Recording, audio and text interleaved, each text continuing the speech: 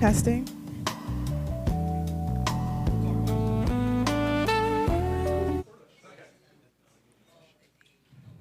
Good evening. We're preparing to begin in about 10 seconds.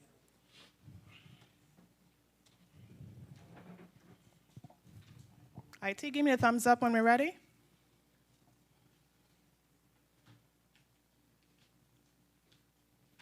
Okay. Good evening, everyone. Good evening, everyone. Okay, and welcome. On behalf of the Virgin Islands Port Authority, thank you for joining us tonight for the Frederikstead Waterfront Development Community Meeting. We truly appreciate you taking time out of your very busy schedules to join us here, whether you're here in person or joining us remotely. To those viewing online, thank you for tuning in and being a part of this very important discussion. My name is Monifa Brathwaite, and I serve as the Public Information Officer for the Virgin Islands Port Authority. We are hosting this meeting to gather your valuable input, ideas, feedback, constructive criticism, as we work to develop a comprehensive master plan for the Frederikstead Waterfront area in St. Croix, U.S. Virgin Islands. Your voice matters, and your perspective will help shape a vision that reflects the needs and aspirations of our community. Before we begin, we kindly ask that everyone please place your phones on vibrate or silent to minimize any disruptions during the meeting. I now would like to introduce some of the Port Authority's leadership, some dignitaries that we have here with us tonight, and tonight's speakers, starting first with the Honorable Senator Kenneth Gittins. Thank you for joining us, Senator Gittins. Board Chairman, Port Authority Board Chairman, Mr. Willard John, should be joining us shortly. The Executive Director, Mr. Carlton Dow, unfortunately cannot be here with us, but I know he's viewing wherever he is remotely. Assistant Executive Director, Mr. Bill Rollins. Mr. Rollins, please stand. Okay, he is in charge here on the St. Croix end of the operations. And then we have Mr. Mervyn Constantine, our St. Croix Marine Manager. Please stand, Mr. Constantine. And then I'd also like to recognize Mr. Shamari Haynes, the Deputy Commissioner of the VI Department of Tourism, here with us. Next, I'd like to introduce Mr. Scott Legault and Nick Marson of Moffett & Nichols. Is Nick here? Just you tonight? Oh, you got some broad shoulders. He is our consultant, Moffett & Nichols, our marine consultant. Also, we have here representing our engineering department, we have Mr. Mojanaya Dennis, civil engineer. We have Christopher Jacobs, Inspector Aide. And our director of engineering, Mr. Preston Byer, is out ill today, but we do have Mr. Tafari Nelson, the engineering project manager who leads the engineering department here on St. Croix. Thank you, Mr. Nelson. And I'd also like to recognize all the other valued members of the Port Authority team that are here tonight. I see several of you. Thank you for coming here to lend your support. Lastly, parking tonight will be validated, so just let our cashiers know that you were here attending the public meeting when you're presenting your tickets, and you will not have to pay. Thank you very much for coming. That's how important it is to us. Senator Joseph has just joined us. Mr. Clifford Joseph, please have a seat up front. Good afternoon. And also, paper surveys were handed out tonight. You may turn those in before you leave at the back of the room at any of the tables at the back. And the survey link is also posted on our Facebook page for those viewing remotely, so please take a minute and fill out that survey. And I think that is it. So I will now, without further ado, hand the mic over to Mr. Mr. Mojanaya Dennis, our civil engineer in the Department of Engineering in St. Croix. Thank you, Monifa. Afternoon, everyone. Oh, y'all sounding better now. I thought y'all was recovering from Ag Fair.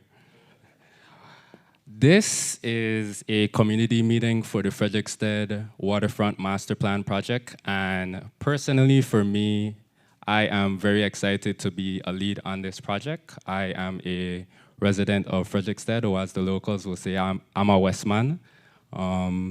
So I'm very interested and excited to see the community engage in this project. Tonight we'll be discussing a few things regarding the Frederikstead waterfront, but the most important thing is we want to hear from you guys. We want to hear your perspectives. We want to know what are some constraints or what are some challenges that you face. Maybe you work in the Frederikstead area, or maybe you have a business in the Frederikstead area. So we're very excited to hear from you guys here tonight. From our end, we will just be providing a framework of, well, first of all, it's important to know that this is just a planning process. So nothing is set in stone. This is just us trying to see how we can improve opportunities in Frederikstead, and there's different aspects that we'll be considering. So of course, there's economic growth. We would like more economic growth for our locals here. But of course, taking into consideration the environmental constraints, the social and cultural constraints, because, you know, Frederikstead has a lot of history, and just in general, in terms of the Virgin Islands, Frederikstead holds a lot of power for us as Virgin Islanders. So we have to respect our history when we consider new opportunities and new considerations. So very excited to engage with you all tonight, and without further ado, I will turn it over to Mr. Chris Jacobs to give his remarks. Also, I have my notebooks. I'm ready to take notes. Good night, everyone. I just want to take this time to thank you guys for coming up, for sharing your concerns, sharing your vision for what you envision the Frederikstead Waterfront Masterplan to look like. I want to ensure you that you have a young, dynamic engineering team in the Port Authority St. Croix District. Many times we hear the residents, they voice that the government don't care, they just listen, they do what they want, but no, that's not the case tonight. Your voices matter, and your voices will be implemented to the Frederikstead Waterfront Master Plan. No idea, no vision that you have will not go unanswered by the Port Authority. So anything that you feel on your chest that you want to get off, we're here to listen. We're here to go back to the drawing board and implement your ideas so that this waterfront, our home, will be left for my generation, your generation, and the future generation to come. So thank you guys for coming up tonight. We're looking forward to having an enlightening, powerful conversation with you tonight. We just ask that we be respectful. We respect you, you respect our consultants, and most importantly, we'll respect everyone's ideas and their visions. So thank you guys. And further ado, I will pass it off to Scott, the star of the show. No pressure, Scott. Yeah. Those are big shoes to follow up on. That was great. Thank you so much for the introductions. Thank you so much for allowing me to be in this community again and to work with residents, which I enjoy. I've been doing waterfront planning for about 30 years, and I always really enjoy coming out and being involved in many of the community workshops and the sessions that we do. The last time I did a community workshop in the islands was over in St. John, and that was a couple of years ago when I got to work on the master planning for Enon Pond, and that's a project that's well in design, and that is a function of a meeting just like this tonight, where we were listening to the community members. What do you want? What are the types of things that you need to have? What kind of park facilities are you looking for? How do we engage, all ages, visitors, residents in a meaningful way at that location? And that's exactly the kind of conversation we want to have tonight. In many ways, and I think following, in the other comments, we're here to listen. I'm here to listen. In fact, my role ultimately as a master planner is to be a translator of what you guys would like to see into something that can be actioned and move forward on the water's edge. And that's truly what my key role will be tonight, and my role will continue to be moving forward in this project, in this process. We have some slides. Hopefully everybody got a chance to take a look at some of the posters and information that we've put up, just some initial research that's done.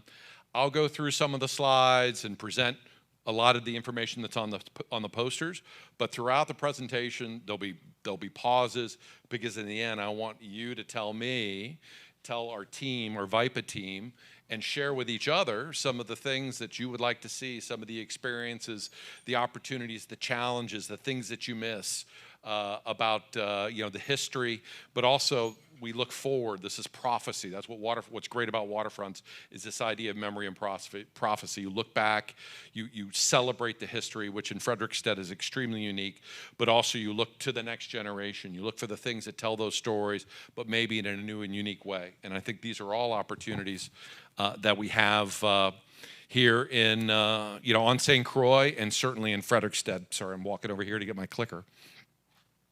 And again, just as background, I've been doing master planning, specifically waterfront planning, for about 30 years. I'm a native of Florida, Sarasota, Florida, so a coastal town. The company I work for is Moffitt & Nichol. It's one of the world's biggest firms that really focuses on maritime, waterfront ports, transportation systems, and we've been general consultants for the Virgin Island Port Authority for several years, and it's a real blessing. We appreciate those opportunities, and I'm looking forward to, at the very end of this presentation, give you a little teaser on another bit of work that we're doing that hopefully everybody in this room will come out for a separate public meeting to have a different type of conversation about resilience and adaptation here in the islands. So tonight's objectives are really just to cover kind of the who, what, and whys of this project. What are we doing? How long are we doing it for? What are the things that are working today on the waterfront and not working? What matters most to this community in terms of things that are happening? What are your priorities and your needs? and then, of course, map out what the next steps are and how we're going to get through the process. So this is really informational, but really a conversation about the things that are happening today and the things that you would like to see. The effort and our mission really kicked off a few months ago. In fact, my colleague, who could not join me here today, they are celebrating the arrival of their third child, a little baby girl who was born. Her name is Victoria, and Stephen and the team could not make it. So you got the second stringer, but I'm super happy to be here. And our mission is, I don't quite like the word re-envision. I think it is to imagine differently what the waterfront can be to ensure all the points that were just talked about. Economically robust, embracing residents and visitors in a meaningful way, telling the stories, engaging in a cultural way, and making sure that this is a place that is handed down from generation to generation and continues to grow and be better through that hand-down process. That's the mission. That's what we're here to do, and that's what VIPA has engaged Moffitt to move forward as part of this process. We're doing this work over, and I know, I apologize, some of these slides are, if you're way in the back, we got a few seats, come on, move up, but sometimes they're not going to be as readable because of the text, it's a bit small. But it's a pretty straightforward process, right? We started our project, as I mentioned, about 3 months ago, collecting information, having conversations with VIPA, having conversations with some elected officials and others to understand the lay of the land and what's been going on, what projects have been happening, what's worked, what's not worked. And here we are really in step 2. We're identifying the community needs, and that's part of this process, is hearing from you and having these conversations. What we'll do with this information tonight and everything else that's sort of come out of the step 1 and the step 2 is start to create, and we'll talk about this tonight, the framework. The framework is kind of planning jargon, but basically it's the rules that we follow when we draw anything, when we do any kind of master plans. It's the lanes, the striping on the road that we stay within. So if the framework is, no matter what we do, whatever you draw, we got to make sure we have uninterrupted public access along, from the Fred all the way up to the cruise pier. That's something that everything we draw, we try to do. We try to come up with some absolute lines in the sand that say, this, whatever we do, we're going to achieve these things, or we're going to do these components. And then after that, we're pretty creative, and we draw lots of different options and solutions, and think about how things can be phased, think about how things can be paid for, and come up with a strategy and ultimately the actionable plan. And those are the next 2 and last 2 steps associated with that. Is what are the ideas? What are the strategies? Lots of pictures, lots of ideas. And then ultimately we'll come back to you. Very importantly, the schedule will be up here in a minute, but I believe we're coming back in June or May or June, showing you all these ideas, telling you what some of the pros and the cons, and letting you validate what you like, what you don't like. Can you take A and merge it with B? I don't see C. We talked about C in the meeting. Why isn't C there? And come up with ultimately what the right plan should be. And then, of course, importantly, how we action it, how we implement it, how do we pay for it, who are the champions, who are the people that are going to make this thing happen and move forward. And there's my schedule. So we had to take a little bit of a pause. It's the conditions session has taken a little bit longer. Here we are in terms of community session number 1. And as I mentioned, the crafting of the framework, what are the rules of the road that we're going to follow, doing the different ideations and sessions. And we'll be back somewhere late May, early June, but certainly we're looking to complete this work midsummer, so July-ish time frame, and to have another conversation just like this with you tonight. But you'll have a lot of things to look at, besides these posters, the ideas and the future visions for you to validate or say, no, that's not working, we need to do this or we need to do that. The planning area. So we are studying and looking at pretty much the entirety of downtown Frederikstead, right? We are certainly going all the way up to the beach and the stadium, and then all the way down to the fish market. So everything up in this area. And some of these things, it's not like we're going to reinvent things that are plans that you guys have already said, this is what we want, or sometimes we're just taking things and we're adopting them and bringing them forward and saying, this is good, this is what folks had wanted to do. And so we implement even further and bolster those in the planning work that we're doing. So taking the things that are ongoing here, I know there's other work that's going on in the community, very much focused on the pier and the interface between the pier and the downtown, which, as you can see from what we've heard so far, that's clearly there's some issues and opportunities there. And then all the way down Strand, looking at the stretch, both the street all the way to the water's edge, going all the way down to the fish market, what are the things that could, should, and must be done to achieve all of the outcomes that folks in this room want to do. And so that's our area. Now, do we have, are we like blind to what's going on in the surrounding streets or outside? No. In fact, if there are things tonight you want to talk about, or hey, we got this challenge over here and that impacts, your waterfront plan area, we want to hear about that as well. But we do have to kind of, we have to delineate exactly the zone that we're going to draw and make sure that we're doing good work within the boundaries that are set for us in this engagement. So to date, in the first steps, we, as I mentioned, had 3 folks on the ground. Mo, I think that was 2 months ago, something like that. Taking photos, walking, sketching. A great friend of mine, Boris, is out here sketching great ideas, meeting with folks, meeting with some retailers, and just kind of being on the ground and spending time to try and uncover some of the themes and some of the ideas. And I'm going to present those in a minute, but often this part of the process, I'll give you a little bit of an example of something I did in Hawaii going back a few years, was the same exact investigation of a place called Koalo Harbor, basically one of the biggest marina facilities, a very shared experience, just outside of Honolulu. And that was a discussion, as this should be a discussion, about what it was, what it meant to folks back then, what it is today, and then this becomes a big question mark. What should it be? What do we want to have? What do we aspire to have? And in that particular example, the things that were important to that community were, very much about, making it a center of the community, making it a showcase of the surrounding community. A diverse working harbor was very important to them. There's fishing, there's sport craft, there's other types of things that are happening. It still has and preserves the fishing village characteristics. Everything about Hawaii is very much ocean focused, and then just kind of a unique beach experience. They have a beach much like you have a beach, just to the north and within the site overall. And I'm not saying this is what we need to do in this room, but giving you an example of what that output looked like. And they were very focused on connectivity, keeping this working waterfront an ocean hub of recreation and fishing and all these things. And so that's kind of an example of what the output for that particular assignment is.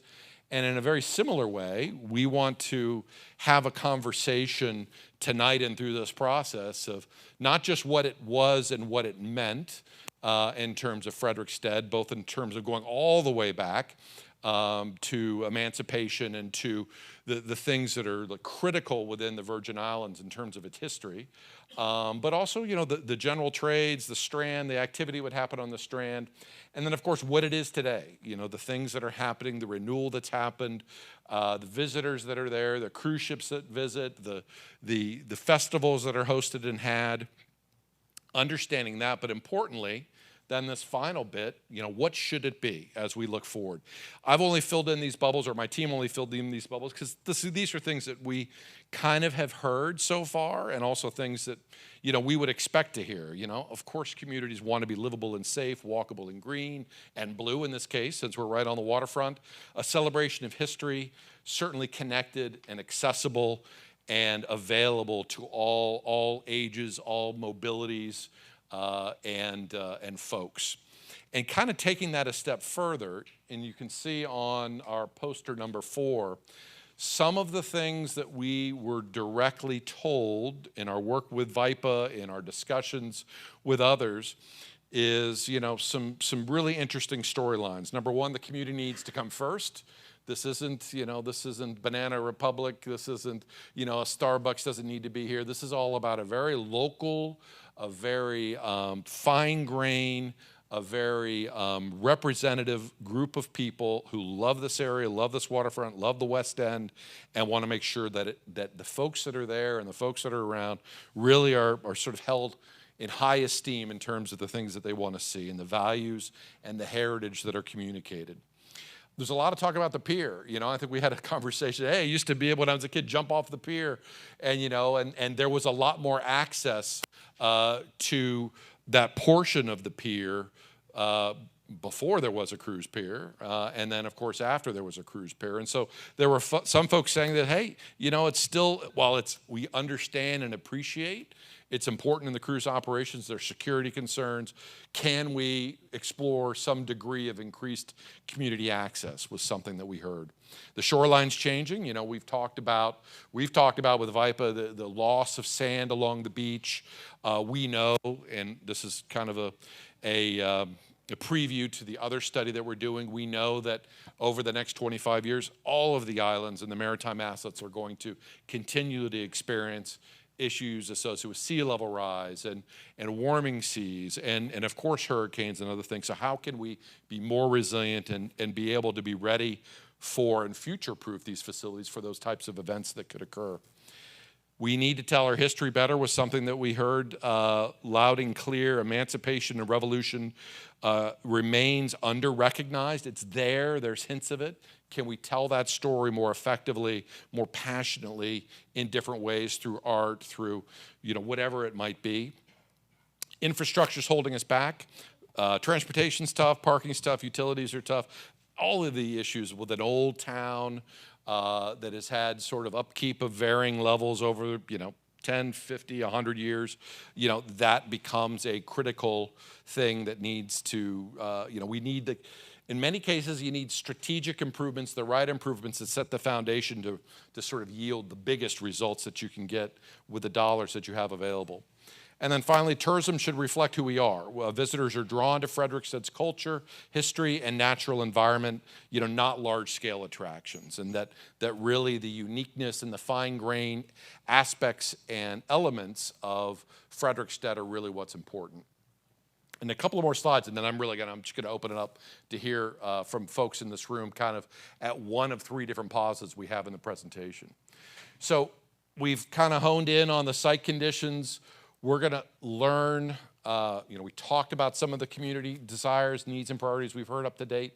We're going to learn more tonight. And then finally, we kind of punctuate the middle of the bullseye is often making sure that as designers, as practitioners, as planners, we're exploring the best practices and the things that we've learned from waterfront work that we've done all over the world as to what other communities we found are kind of like the secret recipe, the spice that goes into, the curry chicken that really makes it come out well, that really makes it come out special. And sometimes it's just making the right connections. This is Charleston's waterfront, I always refer to waterfronts as you approach the line, you are on the line, you're at the water's front edge, and then do you have the opportunity to cross the line and actually be on the water, whether it is a pier structure, a park structure, a boat, to make sure that you can make all of these connections for people who are experiencing the waterfront and do it in a meaningful way.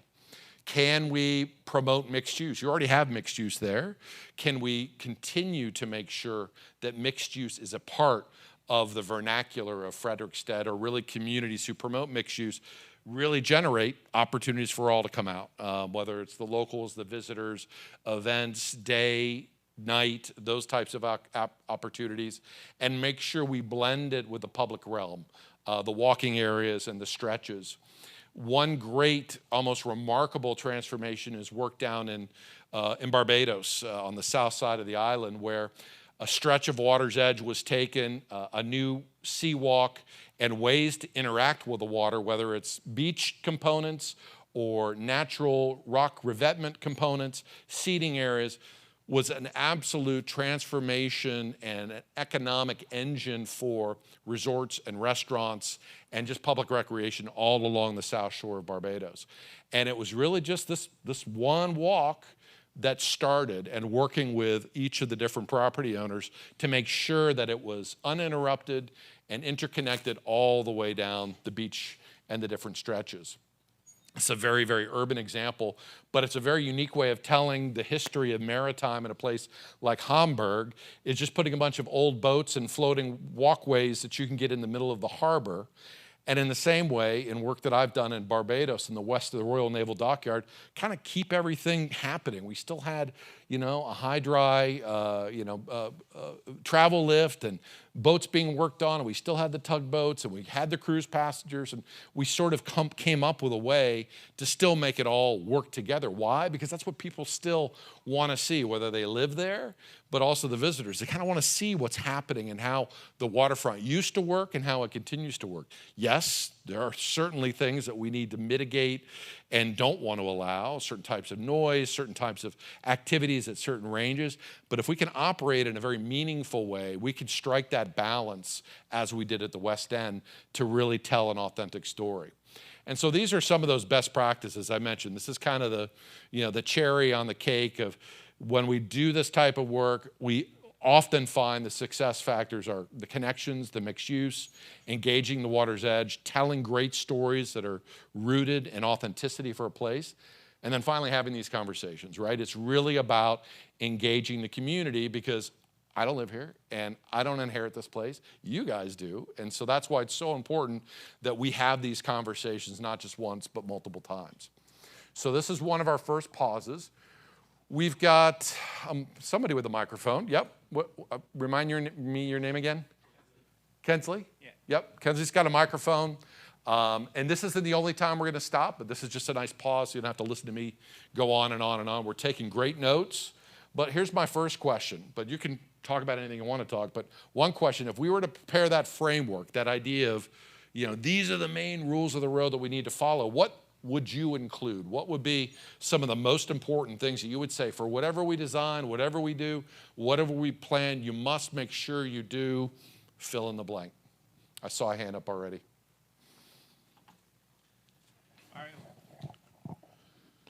Good afternoon. Great presentation so far. I have a question more for the Port Authority as we talk about this framework. Did you guys take the chance to speak with some of the nonprofit organizations in Frederikstead before getting to this point? Because I think we have a master plan that was from years ago that's still not complete.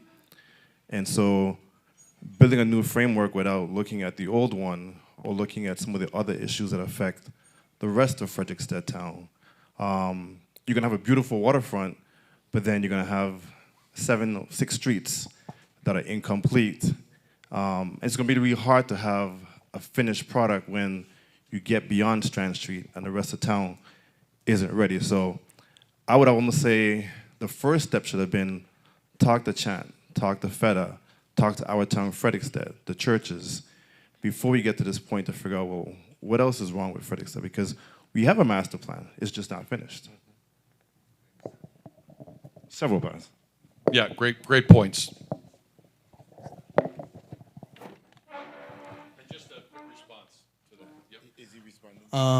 To answer your question, Mr. Moorhead, no, we didn't get the chance because these monies were allocated from the legislature, given to us to develop to work on the Frederikstead Waterfront Masterplan from monies that we got from the legislature. But no, we didn't get the chance to talk to them yet because this was just a process that we started and we engaged the other agencies because, as you know, Port Authority isn't the only government agency with stake in the waterfront. So that's great, right? So is that the $5 million Yes. appropriation? So I actually went to a couple of senators and I said, hey, take $1 million of that and do something else with it. A big part of the waterfront is sports, parks, and recreation. I didn't hear them being mentioned earlier today. So I'm excited for what's happening, but I think we got to do more of this communication and collaboration to get to a really finishing point. I'm sorry. Yeah, good evening, everyone. The $5 million appropriation was a start to develop the area surrounding our neighboring St. Pierre. They are not in control of the land outside of the fence. That's Sports Park and Recreation and other entities. We decided that we wanted to give the Port Authority the money because they get the job done a lot quicker than the bureaucracy within central government. So we have not forgotten about the rest of Frederikstead, but this is a start to get the whole area where passengers come in on a regular basis to include back at the fort where the bridge has been destroyed for years, and hoping to resand the beach and make that a real area where passengers will come off and enjoy, to make Frederikstead a highlight of the passenger cruise in the Caribbean. We do know that there's other work to do in Frederikstead, and we're open to meeting with Chant, with Fella, or for them to present ideas to us as to how the legislature could appropriate monies to enhance the rest of the town. But this is just the start. This is the beginning. It's not encompassing everything that we plan for Frederikstead, but this is just the beginning, and we got to begin someplace. If I may, and thank you. Good afternoon, everyone. Tafari Nelson, I'm the engineering project manager in St. Croix. And I just wanted to add on to what you said, or to respond to what you said. Like everyone said earlier, this is just step 2. This is the beginning phase. This started with engaging with all of the property owners along that waterfront. This is including the government, and along the walk, and taking the pictures and getting all the initial information, everybody in the waterfront. Right now, we are at that phase where we're starting to engage the community. This is the public community meeting for that. And now we have that additional information to go on, to take information, to reach out to those organizations, to be able to get that much more information to add on to this whole process. So again, we're super early on in this process. It's only step 2. Right now, we're still collecting information, both from the community, from the other government entities, so that we could develop the plan. So. We had one. Good evening, Usi Richards, and thank you for your response, the young man from the Port Authority and Center VLA, because that you've responded, and my concern was somewhat preempted, but I'm going to mention it so we have some clarity. The boundaries that were shown in the presentation and the discussion that we were having, it left out the role and participation of the number of government entities and private entities, and I don't know whether or not you all have engaged them as yet prior to the community, but I think it was important to at least mention that when you got to the step 1 and step 2 so that we all can be aware of not only the parameters of the legislation as shared by Senator VLA, but the engagement and involvement of these entities, both public and private, will have a great impact on the implementation of whatever has been decided upon. Good afternoon again, everyone. Senator Richards, we did have a meeting prior to this community engagement meeting with the other central government agencies. We have Ms. Matthew from DPNR in attendance. She could attest to that as well. As Tafari said, this is just phase 2 in engaging the community before we plan anything ahead. Again, Shamari as well from Department of Tourism, we had the meeting with the other central government agencies. All of us sat at the table and we discussed. So put the community at ease. We just didn't go into this and say, we're going to start this process and not engage everyone. This has been a collaborative effort, and so far it has paid off. This is just stage 2 again, guys. Yeah, and I'll just apologize for my for myself, because I wasn't there for the first meetings, or I would be able to recite all of these folks that I know my team members have met with. And to just echo the fact that anyone else we're happy to meet with. We're happy to have virtual calls or collaborative discussion just to make sure that we build the right foundation for this plan moving forward in these first couple of steps. So, yep, you had your hand up, and then we'll come over here. Yes, thank you. I'm not sure who I'm supposed to be talking to here. The first gentleman talked about how there's an economic plan and development plans and so forth for the town of Frederikstead.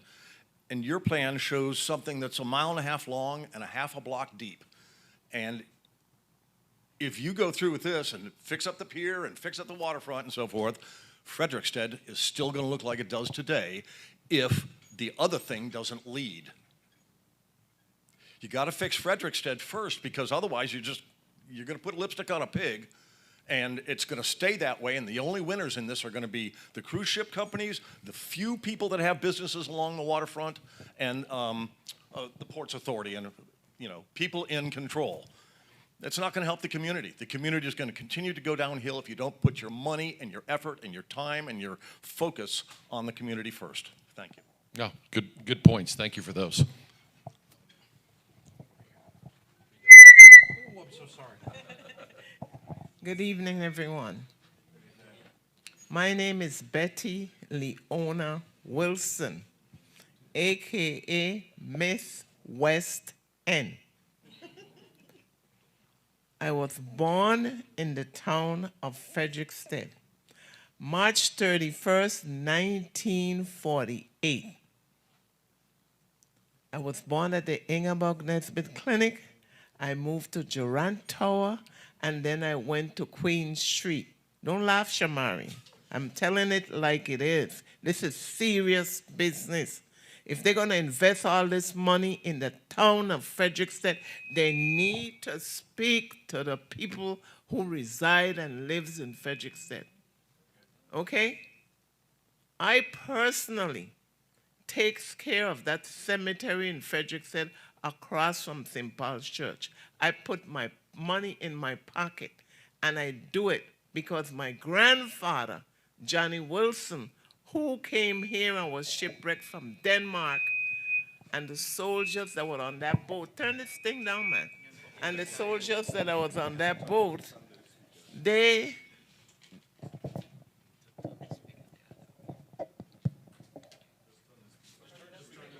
turn it. They were shipwrecked and they came here, and my grandfather, he survived. And if you go into that cemetery, all of you who live in Frederikstead, our town, Frederikstead, everybody, and the historic preservation have given me a hard time. But you know what? I continued. The gate that was stolen. And when I went to the police department, they laughed at me because they told me that it didn't happen. I brought the video and showed them with the young man leaving the gate, with the gate and how he did it. That gate was so valuable, but the people from historic preservation is expecting me to replace it with what? That material is not available now. But I went ahead and I did what I was supposed to do. I put a light. I'm not saying this. It's because what I heard people saying, you got to fix Frederikstead before you know the waterfront. And nobody can tell me about the waterfront because I work at the underwater track and range. Okay? And I did that for 12 years. I can swim from Sandy Point to the fish market. Okay? I can go under the pier that they have now, that they don't want me to go down to fish or to do anything. I can swim under there, catch my breath, and I can swim all the way to Rainbow Beach. It's beautiful under there, and I think that each and every child and every person in Frederikstead should have the opportunity. My brother, we did that. And underneath there, there's so much wildlife, fish life that you can see. It's beautiful. And they have taken that away from us. And I think it's unfair. The children, my grandchildren, I have two of them. One's certified. He does well. That's Amani. And my granddaughter, A. Marie, she just got certified on her first dive at Cane Bay. Why? Because I took them in the water. Amani went in at 5, Marie went to, she was 3 years old. We got to do something to help our children. They're surrounded by water, they got to swim, they got to know their history, and we don't need all of this other stuff here until we deal with what is on the street. Okay, we got to do that first. Thank you very much, and I hope you all understand.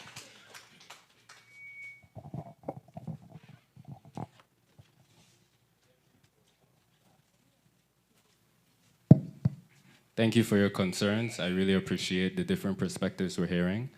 I quickly would like to talk about the boundary real quick because I see that it's a hot topic at this moment. In drawing this boundary, keep in mind this is just a planning process, right? So nothing is set in stone. But there's a couple consideration and constraints that we have to take into account, right? This boundary does not mean in any way that we're excluding the entire town of Frederikstead. We understand that even though we're focusing on the waterfront, we can't just ignore the entirety of Frederikstead. One of the major constraints being that we are Port Authority is that most of our jurisdiction is the waterfront, right? So we don't oversee the nitty-gritty that happens within the actual town of Frederikstead. And another thing that we have to consider is that while the town of Frederikstead has a lot of public buildings, there's a lot of private buildings too.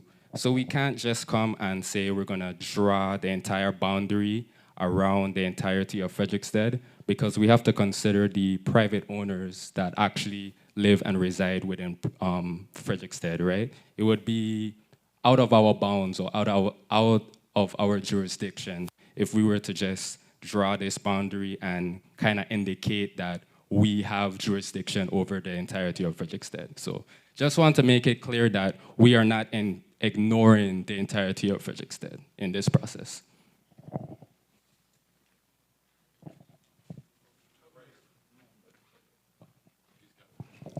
Good evening, everyone. Thank you so much for the presentation. And I really want to applaud our young local engineers here, Mr. Dennis, Mr. Jacobs, and Mr. Nelson. Thank you all so much. This is a beginning, and they're asking for ideas. What we need to do this evening is give them our ideas, not make them feel as if they're being indicted up here. So I just want to give my couple of ideas. And first of all, let me go to the pier. I am from Frederikstead as well. I used to enjoy swimming, jumping off, diving off the pier. However, as I'm older now, I understand, especially being a retired law enforcement officer, that that's a national security issue taking place down there. And I wish the Port Authority will explain this more to individuals as to why you can no longer have that full access there. The Port Authority depends on federal dollars to come in to assist them. If that port is left open, they wouldn't get a dime. All right? There's issues that could take place with illegal smuggling and all sorts of things that could take place. So that's the reason why we can no longer have that 24-hour access as we used to. But I want to say the 4 points that I was looking at was to add lighting in that area to create walkable and photo-friendly streets in the town of Frederikstead. Also, we need to look at a better structured vendor plaza where the local vendors selling the coconut water, the sugar cane, etc. The local stuff that people are looking for when they come off the cruise ship and coming down and trying to get a local experience. Also, cultural and entertainment, we need to look at that so that we could create like food festivals down in that area. We already have started with the Tart Wars. We see how super that is. Another young Virgin Islander from Frederikstead. We need to look at reenactment, and yes, I too am a little disappointed that I don't see some other government agencies, because for the reenactment that I'll be looking for is to be within the fort, the Frederikstead Fort, and that's run by the Department of Planning and Natural Resources. They could work with the Department of Education, and we could have reenactments taking place in that area. Also, the historic walking tour. If you notice, you see a whole lot of tourists when they come off the ships. they be walking the town of Frederikstead and going up to the graveyard. For some reason, they're attracted to that area, looking at the history of this place. And then the waterfront activation and excursions. We spoke, we had some meetings at Sea Trade. We had meetings at Sea Trade. Senator VLA, I see Senator Francis is here. I can't recall if my colleague, Senator Joseph, was there, but Senator Francis and Senator VLA and I had conversations with the cruise lines up in Florida, and we spoke about a whole lot of things. And one of the issues as well is signage in the downtown area and the clear connections to the beaches. Now, as you see this, the pier here, right here, when you come in here and the ships are docked here, the boat captains are telling you at Sea Trade that St. Croix is the most beautiful port to pull into the Caribbean. The most beautiful port. As they pull in here, and everyone is at the forward of the ship, looking left or looking right, all this is beaches, all this is beaches. However, I could say, I mean, it goes back beyond me, but I could remember that in 1979, when we had what they had called Tropical Storm David and Frederick, I think that if we had the technology that we have today, back then, it would have probably been a Cat 1 or Cat 2 because of how it deteriorated our beach area. So you heard Senator VLA talking about the sand retention and whatnot.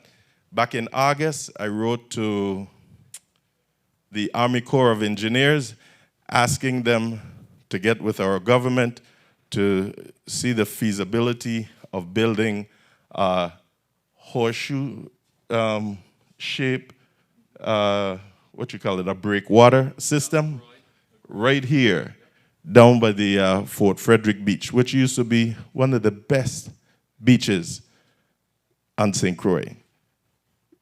If we were to build that breakwater system here, the problem, or not the problem, but to address where locals would like to still have the ability to go out on a dock to fish, if we were to build a breakwater system here, you'll still have a catwalk on there that families could go out onto the water and be able to fish.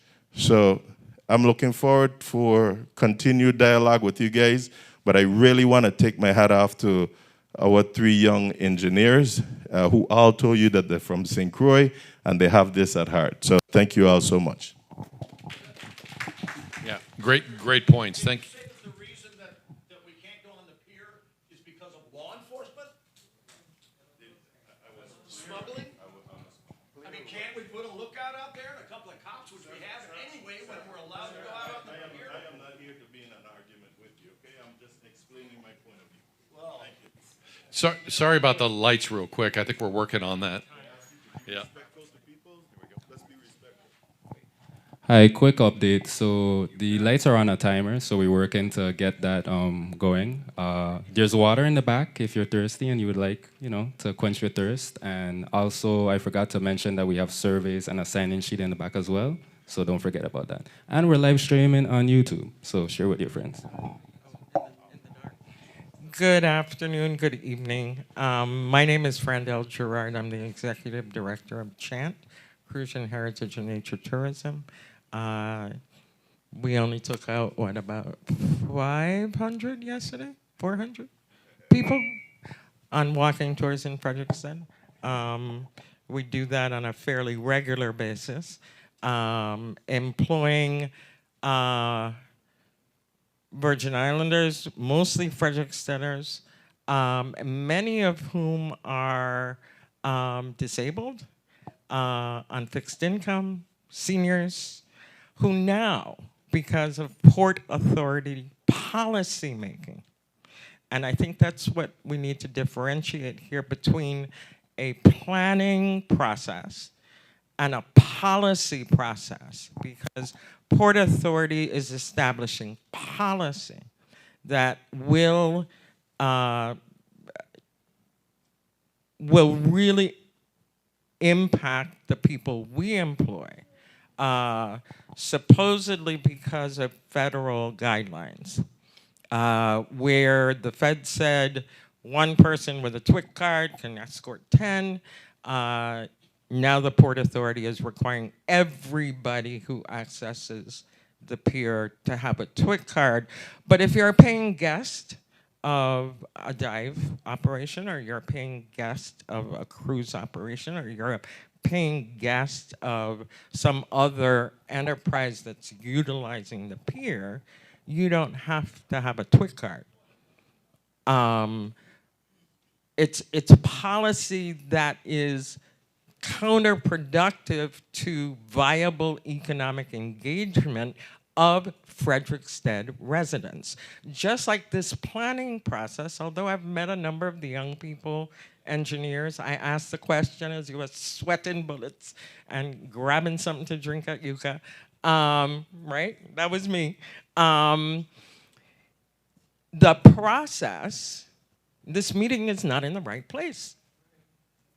The town of Frederikstead has 2 or 3 venues that could adequately have a meeting like this, where the residents of Frederikstead, who many of whom are elders, many of whom aren't brave like Miss Moorhead and myself to drive at night, could participate in a meaningful way. So I would strongly recommend that you very quickly add a second of this type of meeting where you engage the community, the broader Frederikstead community, because many of those who are here are business owners who have business enterprises that are housed in Frederikstead. They don't live in Frederikstead. Some do. I see. So I would strongly recommend that. I would also recommend and be happy to share the EPA-supported $30,000 planning process centering the fort as a cultural institution and the redevelopment, renovation of the fort as the economic driver in the town of Frederikstead. We'd be happy to share that. There have been a number of studies done just within the last 3 to 4 years that I think you need to access. The other piece is that, as nice as a idea of a breakwater is, there are numerous studies that the Department of Planning and Natural Resources has done. There's the watershed management issues with the runoff in Frederikstead. There's the work that is being done across the Caribbean by the Nature Conservancy on the impact of climate change. The reality is, anything on that waterfront will be near to or underwater within the next 5 to 10 years. And unlike many ports, that's a deep water port. That's a naturally deep water port. How many of you remember Close? Hurricane, it wasn't even, was it a hurricane? You remember Close? You remember Close? It bust up the pier, right? Klaus came from the south, and the pier was destroyed by Klaus because of the force of the water. Last week, a cruise ship could not dock because of the force of the water against the pier. This is not a normal waterfront. This is not a normal harbor. And our history doesn't start in 1848. The history of that area that's redlined in front of Strand Street is that every building had a pier. Frederikstead was the center of 2 trades, sugar and slavery. So whatever we do going forward, we have to understand that as important as 1848 is, 1878 is even a little bit more important. And that fire still rages. So without really engaging with Frederiksteaders and people that live and work in Frederikstead, without understanding the economic demographics of the people who live in Frederikstead, highest rate of poverty. Over 40% of the children who live in the Frederikstead area live below the poverty level. How do we fix that? How do we fix that? And how does anything that we do initiate engagement of that population that brings them up? So just a little touch. I'll make sure you have my number, so that y'all can talk.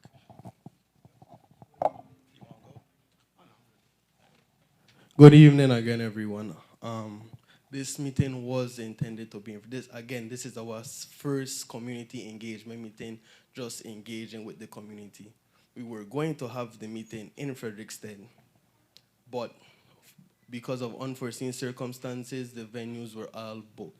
We didn't want to hinder the progress of the Frederikstead Waterfront Masterplan any longer, so we just converted to the alternative of hosting it in the cruise lounge. But I could ensure you that better planning next time, the next meeting will be in the city of Frederikstead for all our residents in Frederikstead. And again, we have everything that you were concerned about. We had the meeting with DPNR, we had the meeting with tourism.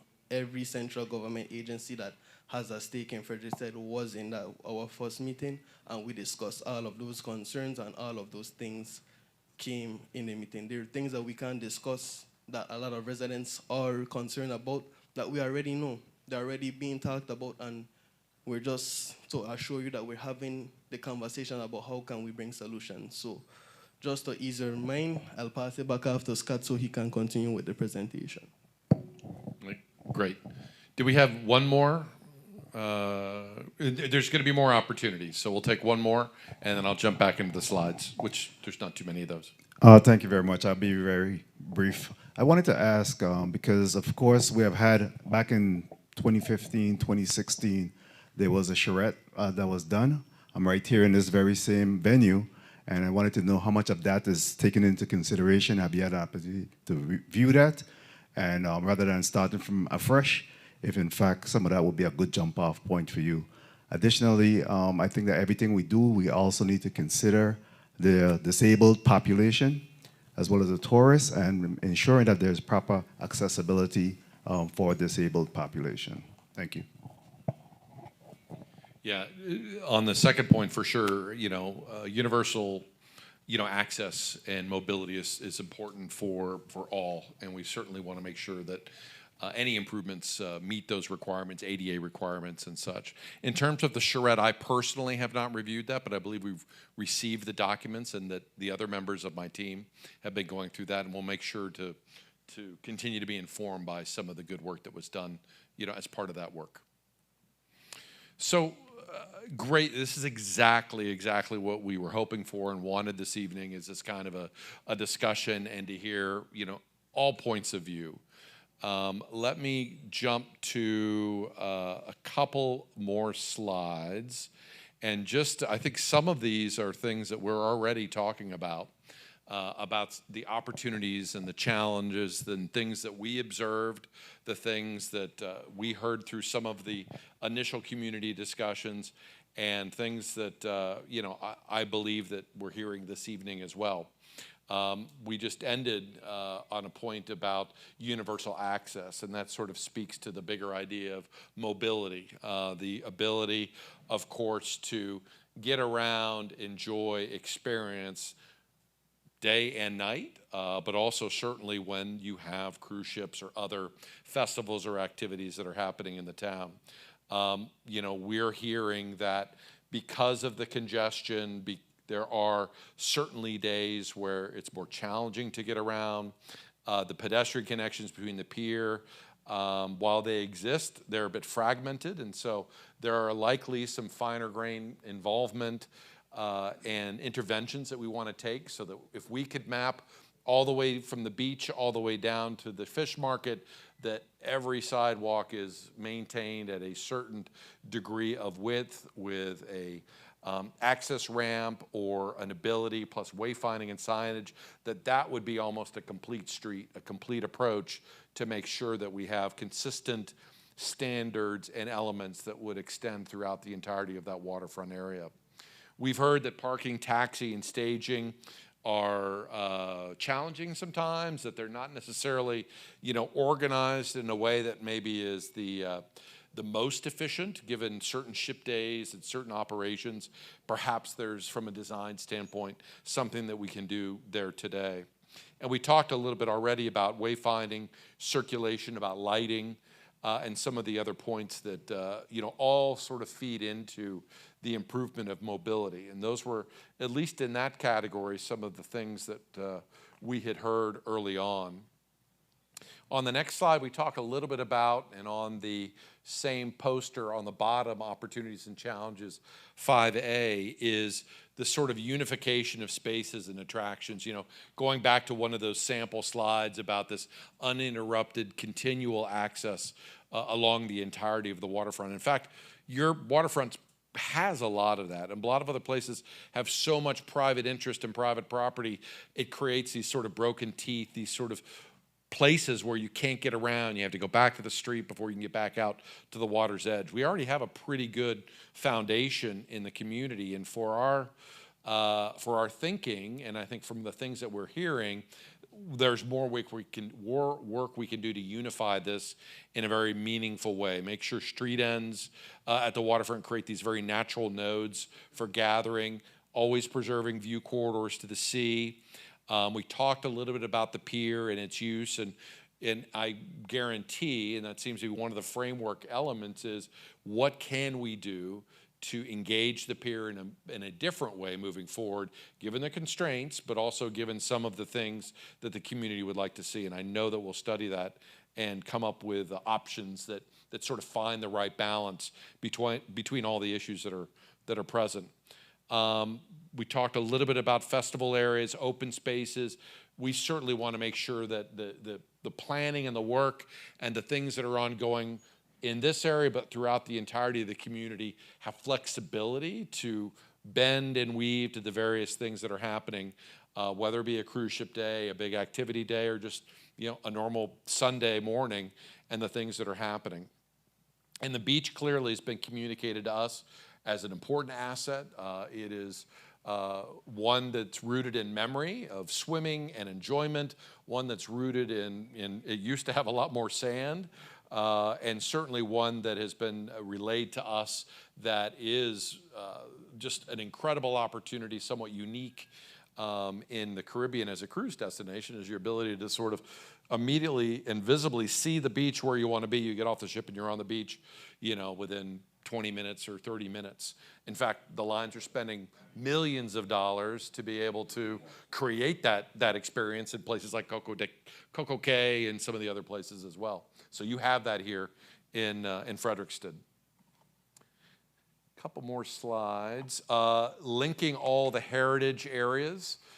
So many different points and stories and reference areas, and talking about 1848 and 1878 and prior to those times, what sugar and trade meant in this community, and of course the birthplace of emancipation, and Fort Frederick, that it stands as a symbol of freedom and a central cultural and civic landmark. It seems that to knit all of that together in the places in our study or on the waterfront, but in the community overall, is a very strong message and a very important opportunity that this master plan can seek to work through and to achieve. And then, of course, do that on a daily basis, but also do that when it becomes a reenactment, when it becomes a festival, when it becomes a taste of Frederikstead or a taste of St. Croix, or it becomes some other type of event. that we're able to have those important times where we can tell stories and have the venues to tell those stories that are meaningful.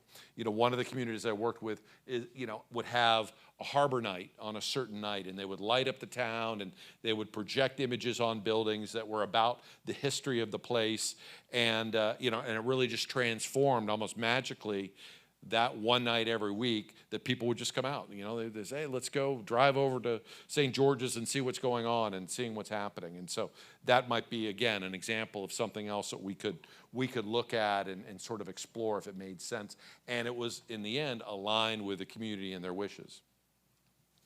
The last slide in this sort of section is this connection to town and sea. You know, the relationship between the 3 to 4 blocks that are Frederikstead and its connectivity to the waterfront, making sure that through the key streets, the preservation, the corners, the edge conditions, the facades, that they all start to slowly over time morph into strengthened streets, strengthened corners and plazas, so that over time, I mean, these things don't happen overnight when you're involved in restoration and renewal, that you do it in a way that the totality over the 5 to 10 to the 20 years, you look back and go, wow, we've really accomplished a lot through the sequential investment in the right spaces, in the right buildings. And this is, you know, in many ways how, you know, many towns and many communities and Caribbean communities have been able to achieve strong results is through very strategic small investment over a long stretch of time. We know climate impacts and flooding and erosion will continue to be challenges.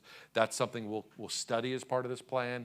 That's something we're looking at broadly in the Virgin Islands, and make sure that some of these improvements you know, are long lasting so that that connection works. But also we have to appreciate that things will change. We will have heightened storm surges. We will have increased tidal ranges. And can we design the future edge in a way that can adapt to what those will be and how we're looking at it?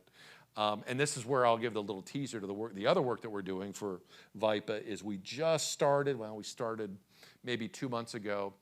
It's a resilience and adaptation study where using inspection work, using the government agency called VOLPI and their vulnerability analysis, we're looking at the entire portfolio of VIPA's maritime assets, not the aviation side, and really looking out to 2050, 2075 to model what some of the impacts could be based on hurricanes and storm surge, and making sure that the investments in cargo ports and cruise facilities and ferry facilities and seaplane facilities are understood and looked at over a long continuum so that you don't have downtime, so you don't lose the essential cargo import and export functionality, the ferry facilities and the other things because of storms or just sort of natural changing conditions associated with sea level rise. We're going to be having a series of community meetings, one on each island, and we'll be launching a website associated with study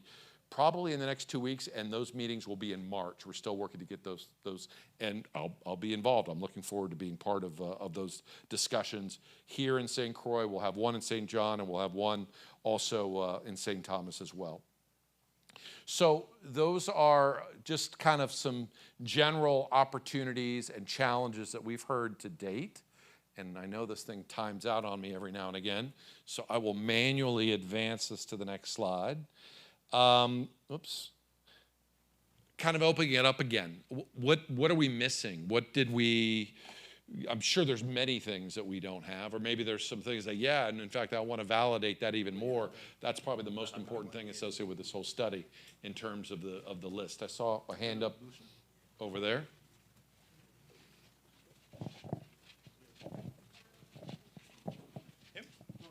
Sorry. Oh, sorry. You go next. Good day, everybody. As a local born and raised in St. Croix, business owner too, I mean, I grew up with my kids. I go to the Frederikstead Pier. I fish from time I small with my ancestors till I bring my kids, till I raise my kids fishing. And like 6 years ago, they tell me, what Port Authority told me was that they've been under construction. So you can't go to the dock now because they're doing construction, you know what I'm saying? So I don't see how they don't let 100 people go and fish, but like 4,000 could come off a boat and wander around. And then they'll see certain people will go and dive and they get access to it, but the local have been, and people just don't get to fish. They're going to go to exercise, elder people, retired people, and they're talking about smuggling and talking about all kind of craziness now. We should just go there, fish, have a good time, and everybody know each other. And we keep the pier clean and ain't no incident happen. I mean, I think it should open back up. I want to know if it will ever open back up because I think that's part of our culture, fishing. And if we can't fish, then what we about, you know what I'm saying? So I just want to know what's the...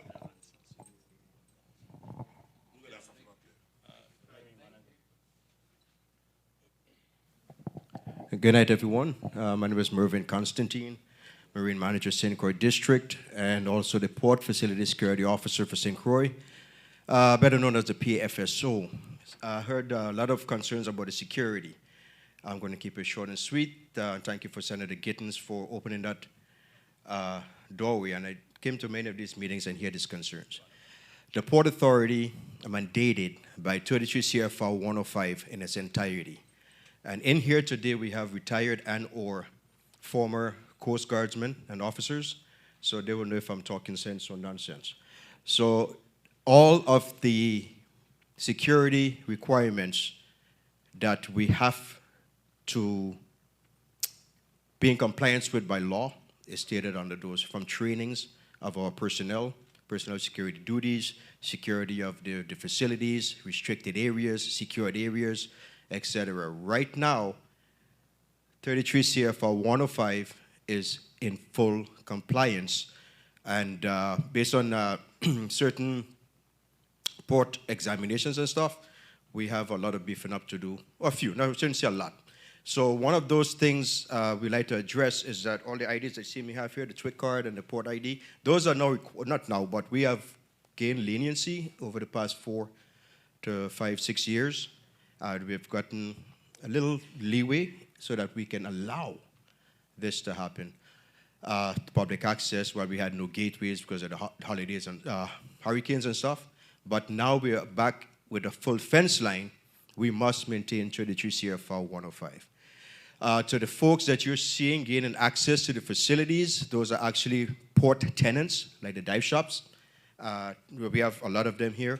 They have been through the vetted process, security, insurances, business licenses, etc., everything that's required by law to operate on the facility. So although some of you may think it's unfair, we have to maintain 33 CFR 105 to include us, myself. We have like 4 PFSOs within the Port Authority.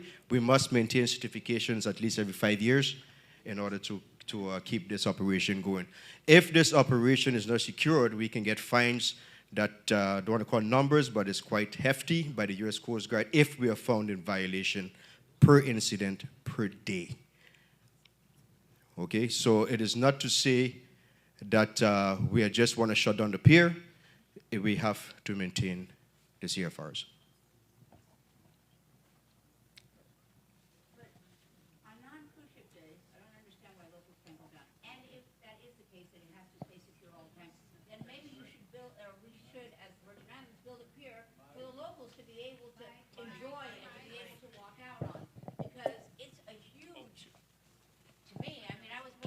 St. Croix. Thank you. I was born and raised on St. Croix, and losing the pier is huge. It really is. Secure for what? Cruise ships? For Navy ships? What happens on all the other days when there's no ships on the pier? I don't understand how that can be taken away from locals. I really don't. Right, exactly. I agree. Whenever that ship, we couldn't access it, but once the ship is gone, we always have full access. And then go back to that again. Why we can't access it? That's our main question. And we want a clear answer. Yeah. Not that you have to stay. And this is a new land. Because we've been fishing for years. The question is basically, what security are we doing when there's no ships in the port? Why can't locals access the pier? Why can't we stroll down the pier? Why can't we go fishing off the pier when there's no ships in port? Because right now, ma'am, we are recognized as a restricted area. So then we need to build It's a port facility, ma'am. It's like you go any part of the United States. It's like the runway. You can't get on the runway. It's the airport. Okay? However, the Port Authority, the pier has a public access side, which is the front side, the east side of the building, inside building, not the west side. That is restricted area. It was.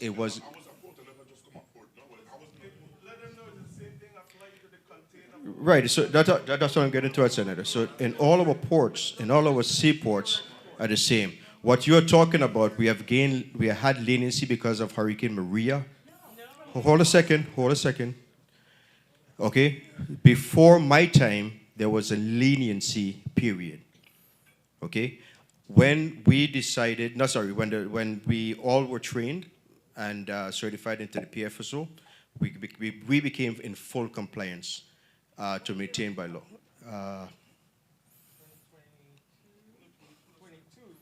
We became in full compliance. After Maria, when we started becoming full compliance again, was when those inner fence lines were re-erected at the port. But right now, we are in full compliance of 33 CFR, must be maintained, and that is something we really don't want to deter from.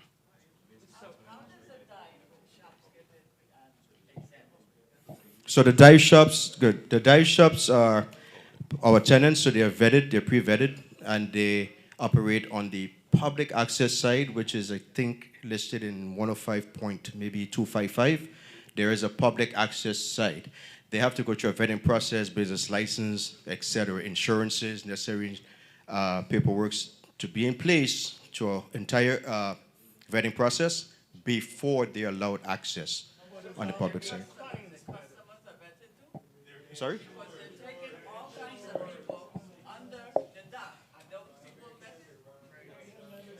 So under the dock, they.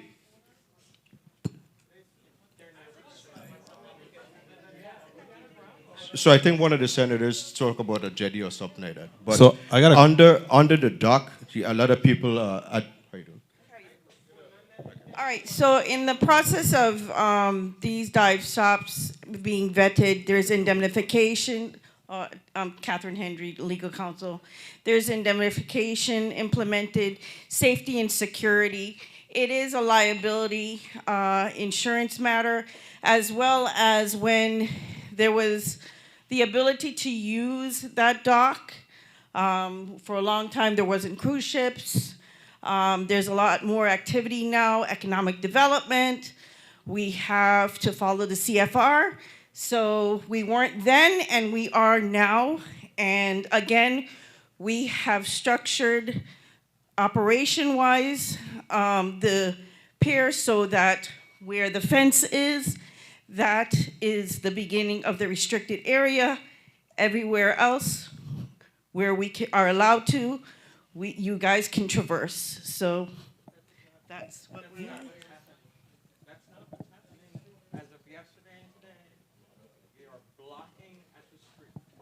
Your security is blocking at the street as of yesterday, okay? Requiring that everyone accessing the apron, right, where there's a public access pier off to the north, and then the new small dock has been built on the south side, that area is now restricted.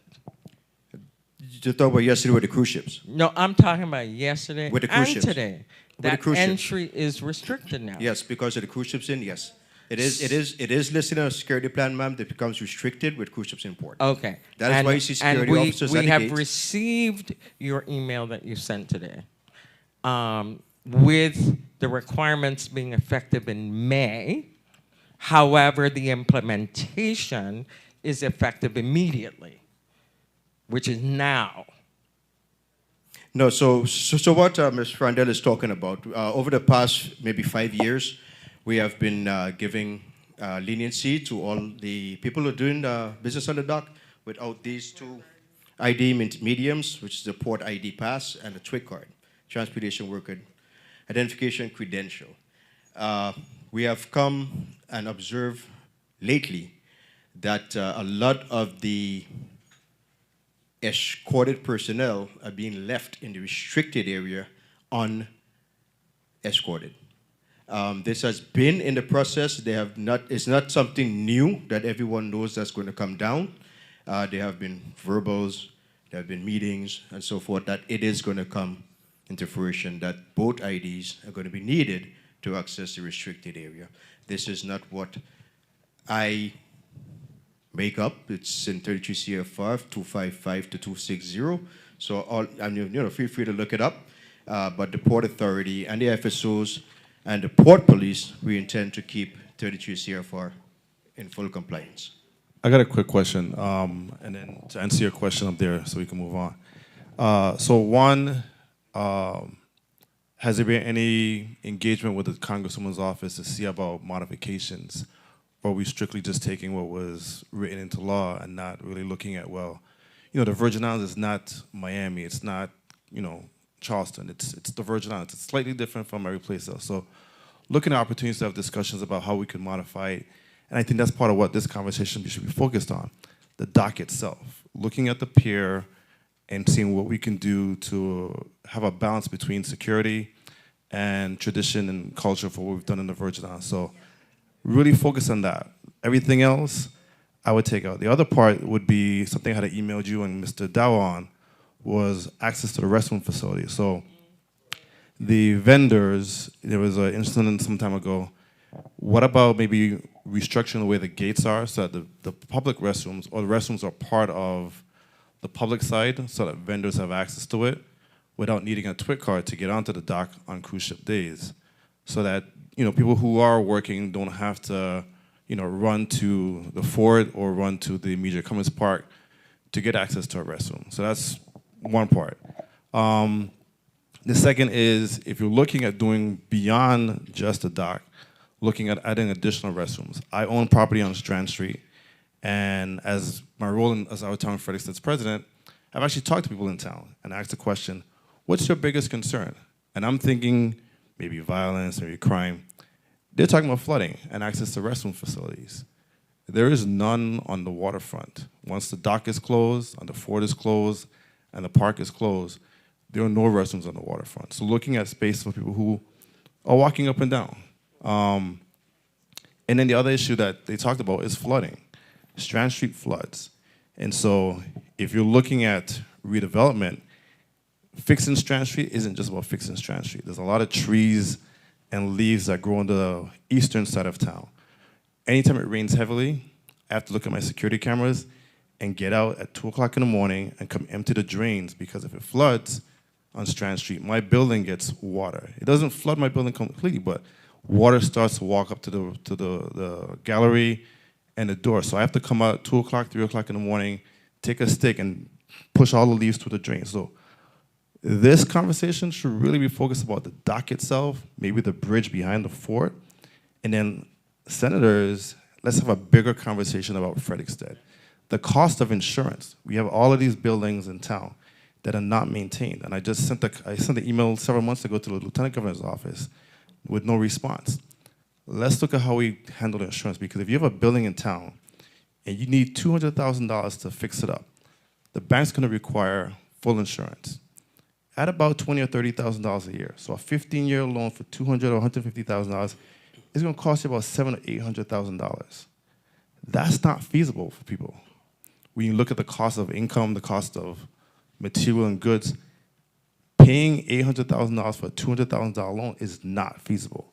If we want Frederikstead fixed, we have to have a bigger conversation about that. So for this conversation, my recommendation, let's look at the restrooms. Let's look at access for people who are coming off the dock, people who are walking. Let's look at dock access, going back to Congress and saying, hey, can we modify some of these rules? Can we go back to the Coast Guard instead of strictly taking what's been given to us? Let's have a conversation about what the Virgin Islands really is. It's a unique destination. It's a unique place. It can't be the same rule that applies to New York City and San Diego and all those places. So thank you, sir. I just want to I just want to respond just to the restroom real quick.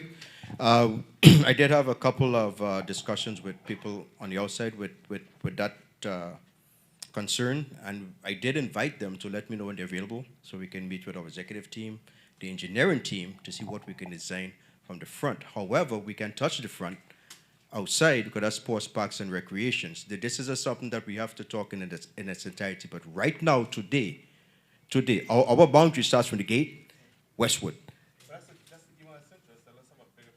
Right, that's what I said. So they were invited, just waiting for them to give me a date and a time.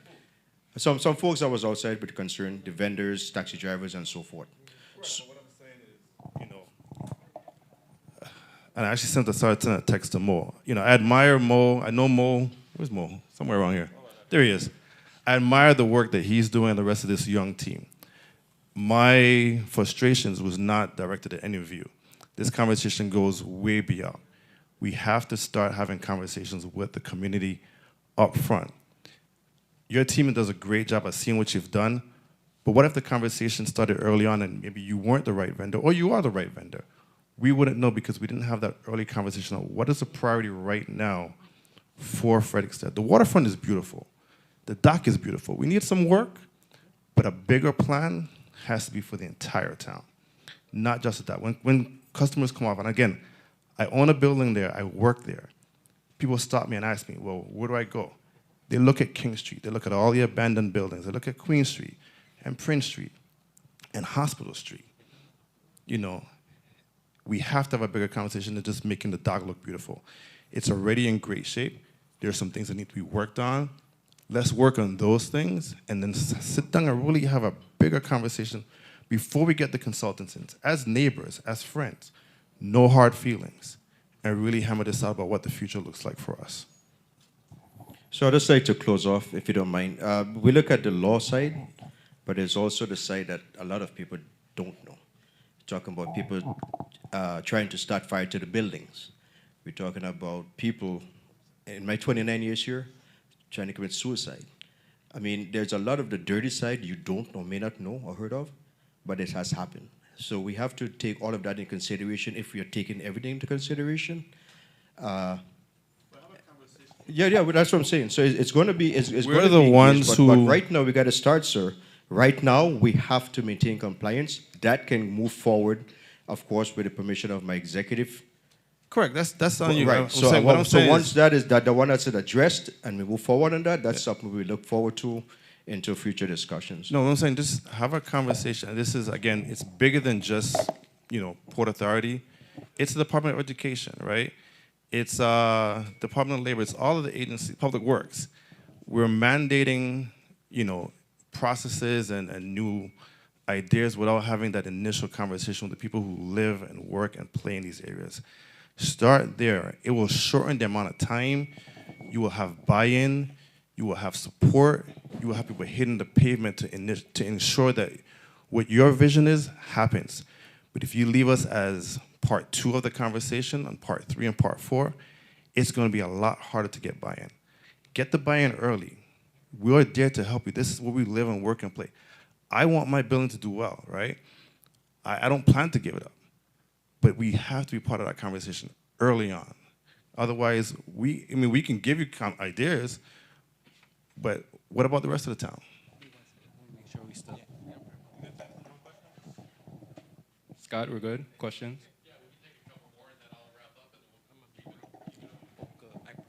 Real quick. One quick question. Trinity Ostry, local engineer. What percentage design does this plan get us to?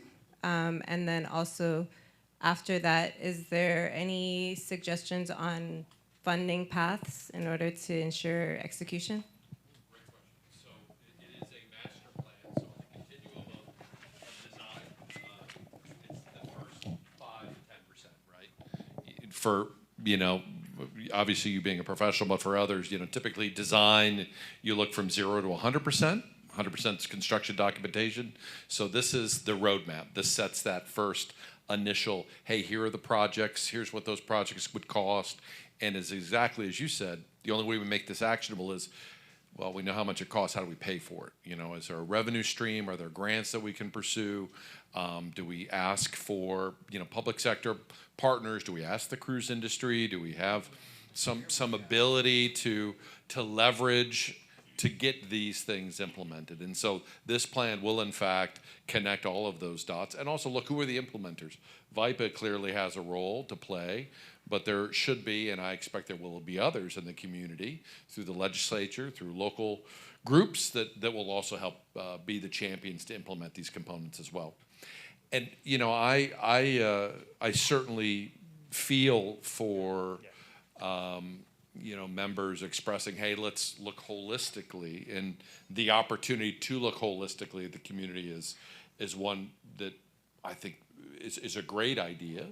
I think this is an opportunity to sort of take a first step, and hopefully that will ignite a continued and broad discussion about all the other issues and challenges within this community, within the community of Frederikstead, to see if those components can meet up at the right point. But this is the first step. This is sort of like seed money to try, I think, and at least get an aspect of this dialogue going. And we're certainly committed to talking to everybody we need to and can, and to try to make this as successful for this community as we possibly can do. So just a couple of wrap-up things, and then we'll go back to having the open conversation. Just one quick question. Yeah. Of the $5 million that's what's the budget look like? And this you may not be able to answer this. $5 million has been allocated for, and I'm sure somebody can send me the bill, please, for VIPA to focus on Frederikstead revitalization. No, Kurt, Senator Bialy? Yeah, I don't know that how that bucket of money is carved out. Huh? The area adjoining the pier. What's that money being allocated for? What's VIPA's plan for $5 million for that area? That's what we're talking about. That this is the platform to help figure out exactly where that money goes. Oh, and interesting. Oh, you didn't say that. Or did I misunderstand? Okay. Well, all investment. I'm not particularly tuned in on that particular bucket of money, but just in general, whether it's VIPA money or legislator money or private sector money, this is that roadmap to help figure out what needs to be where and at what particular period of time. And is there conversation as this is happening for the potential privatization of the operation of the pier? Not that I'm aware of, no. Okay. Not yet? No. Not yet? Yeah, I don't. Yeah. So back to, I mean, we just talked a little bit about this. You know, in terms of implementation, we will absolutely make sure that the ultimate outcome is something that's actionable, that's realistic and doable. You know, we're not in the business, VIPA is not in the business of doing this good work and putting it on the shelf.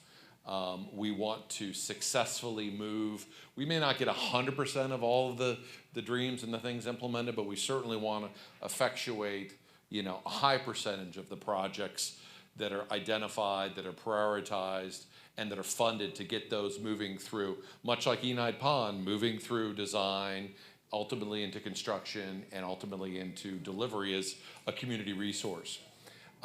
Any kind of plan typically is built into phases. We find those first couple of investments that need to happen and that sort of build the foundation for the other things that can come down the road, whether it's improving the streetscape means maybe improving the drainage. Improving the drainage might be connected to another system. And so making sure we get the right first things first will be very important in terms of aspects of this plan. We talked a little bit about funding, and we do think it's a mix of revenues and grants and monies that are available, both public and private, to certainly get it started, and then we'll see where the future takes us in terms of the other things that are identified and budgeted. We will go through the regulatory environment, and yes, we'll look at and see if there's room within some of the federal requirements that are on the dock to see if there's some flexibility. You know, we certainly appreciate on the one hand, but we certainly don't want to be closed to say that there might not be another possibility. Maybe there's an example somewhere as to how within a federal facility there's this duality of function when a cruise ship is not there or when another visiting ship is not there. Or is the relief valve, hey, let's find a way to build another public facility that does exactly what the community wants and gets people back out onto the water fishing and swimming and doing those types of things as well. We will recommend an overall approach, but also the implementers associated. Typically in these plans, we have a whole matrix at the end that talks about the budget, that talks about the prioritization, but also talks about the entities and the agencies that would be the implementers or the champions for the process. And it's both the hardware and the software. So one of the things, you know, very much that might come out of this is it's not just we need a this that has a price, but we need to have this operational change. We need to have this training.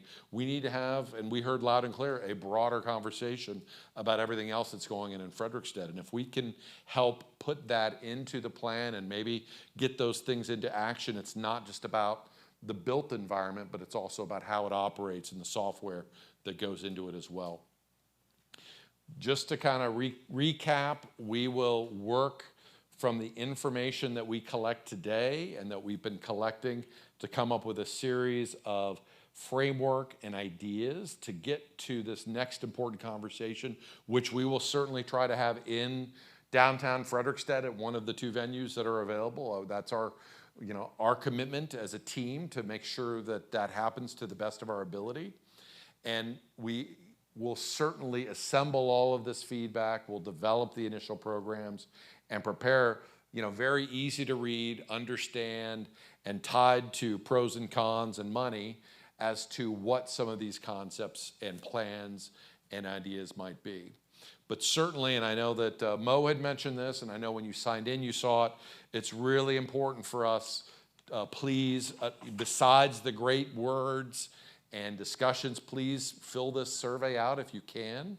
Or, you know, and leave it on your way out or hand it to one of the folks here with VIPA, or scan the QR code. We have it available digitally and everybody that's online, or, you know, pass this on to your neighbors and friends.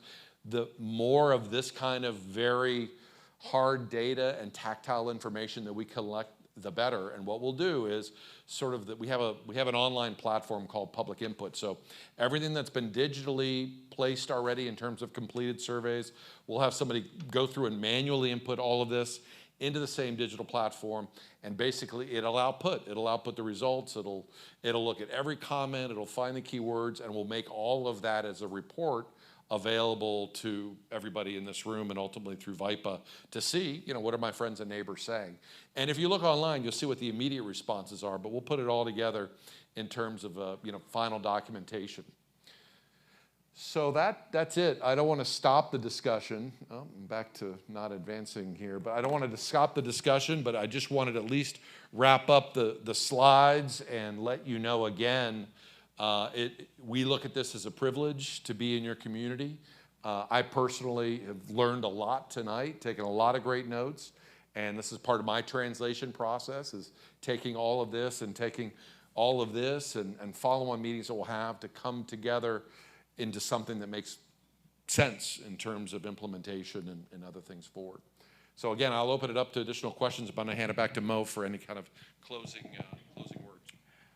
Before we leave tonight, and again, I thank everyone for being here, I just want to remind everyone that this is just the start of the conversation, the start of this process.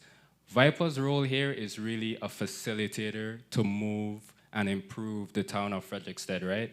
And as I explained with the boundary, although we are focused on the waterfront, that does not mean we are neglecting the entire town of Frederikstead.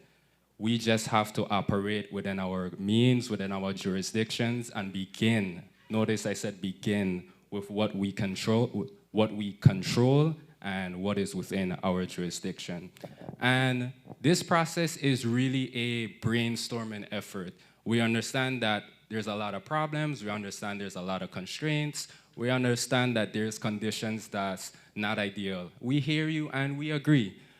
But before you leave tonight, I would implore you to use this as an opportunity to dream, you know, summon your inner child and suggest ideas that don't exist for some of the problems that we have. You know, we heard that recreation and fishing and being on the water and in the water is very important, and we would like that back.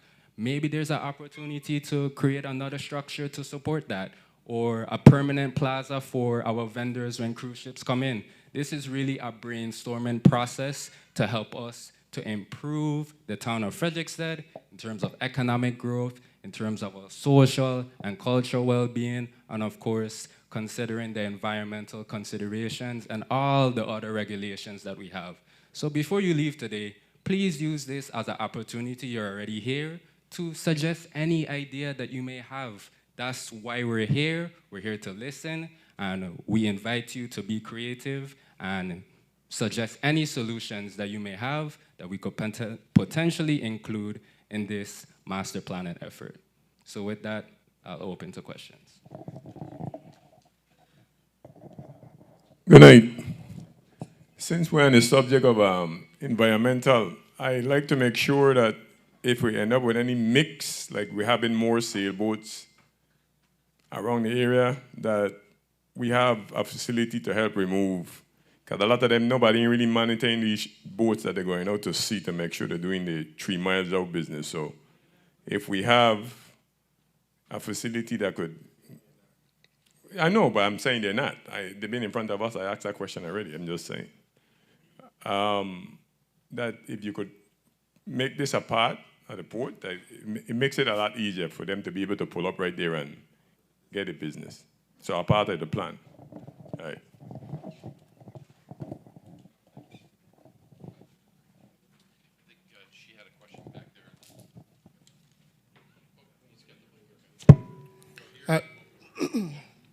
Okay, good night, Clyde Daisley. I just have a question for the gentleman. You said you've been doing this for 30 plus years or something to that effect? 30 years, yeah. Okay, have you ever run across in a situation like this where you have people wanting public access where federal mandates restrict people to the dock, and what was the outcome? Yeah, we have had, and a lot of times it's been other, non-U.S. locations where, places like Barbados, places like Guadeloupe, we found with their local laws the flexibility to, if the facility is cleared 24 hours prior to the arrival of a ship, it could be open to the public. Under the federal requirements, though, in the U.S. government, those codes are pretty stringent. But we do think through, again, it's a negotiation.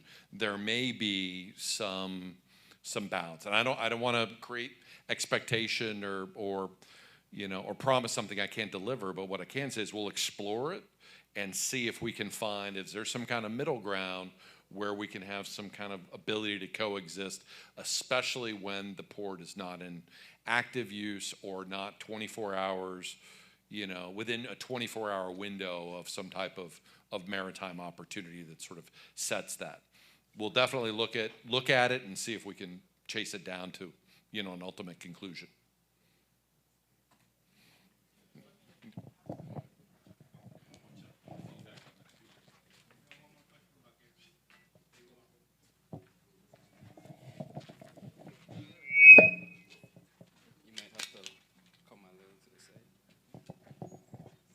Good evening. I just wanted to find out because I think it's a eyesore with the Panbush Gut and the bridge that's been there for years.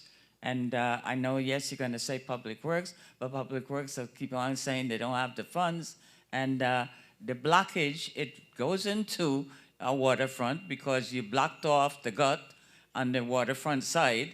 And it's not if, but when we're going to have a rainstorm heavy enough to cause another flooding of that entire area, including Media Commons Park. So isn't there anything that can be done with part of this $5 million to clean up the Panbush Gut and open back the access so that it won't, keep filling up and